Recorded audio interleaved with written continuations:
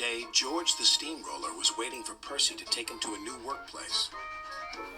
George was being rude to Rheneas and Skarloey. "You're just worn-out wheels on worn-out rails." "You need rocks for your roads," replied Skarloey, "and we're helping you." "I need to flatten little engines in the scrap yards," retorted George. Then Percy arrived to take George away. He was still rebelling. "Railways are no good. Turn them into roads." The little engines were pleased to see him go. George grumbled all the way to the old branch line. The engines were pleased to see him go. George grumbled all the way to the old branch line. He was going to turn it into a road. When they arrived, George was rude again. "Bumpy ride on rotten rails. I'm glad it's over." "So am I," said Percy. "Ha!" huffed George.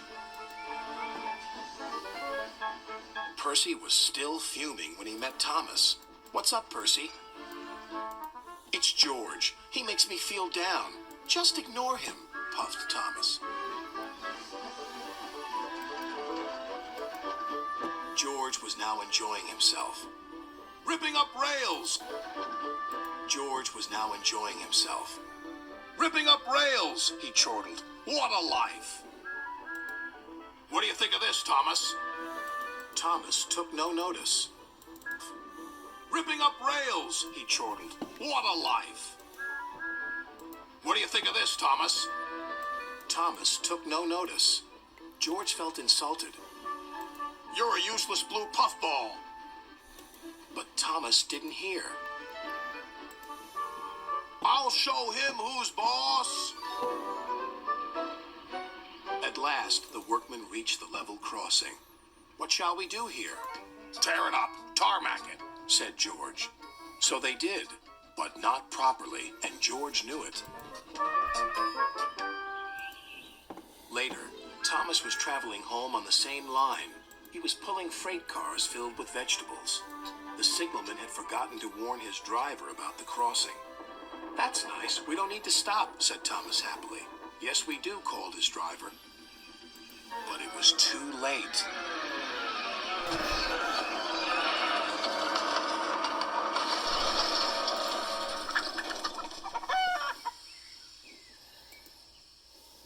Next day, Percy told Gordon all about George.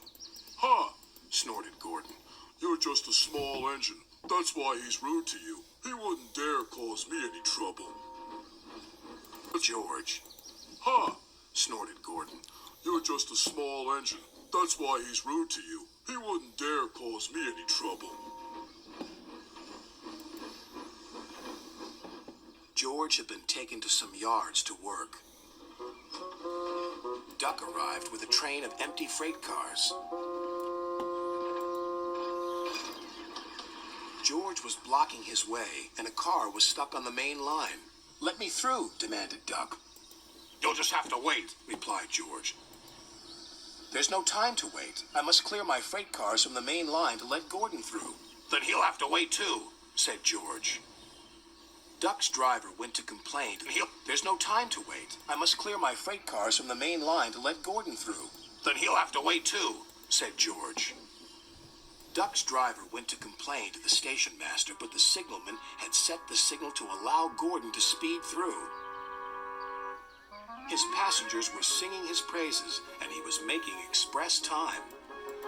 "I'm the greatest! Just watch me fly by!" He whistled long and loud as he approached the station. Suddenly, he saw a freight car on the line ahead. "Get out of my way!" But the freight car wouldn't move until Gordon forced it.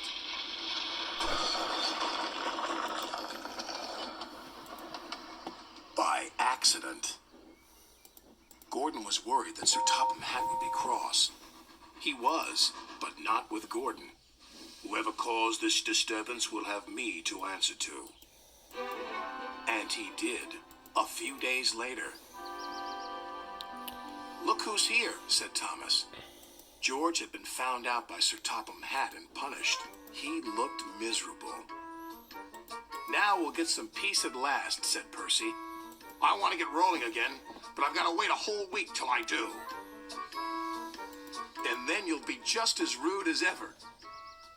Eh, George? I hope not. Don't you?